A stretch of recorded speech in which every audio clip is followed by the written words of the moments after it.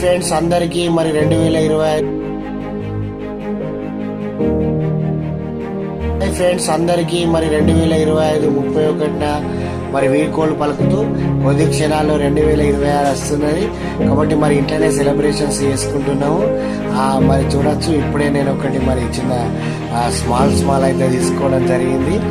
చాలా మరి పెద్ద ఎత్తున కూడా ఇంట్లోనే జరుపుకుంటున్నాం. మేమైతే 31st దావత్ అనేది మరి 2026కు వెల్కమ్ చెప్తున్నాము.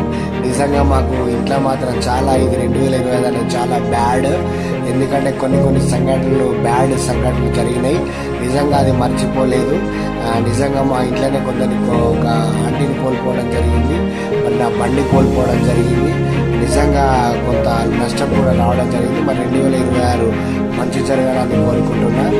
Bye friends.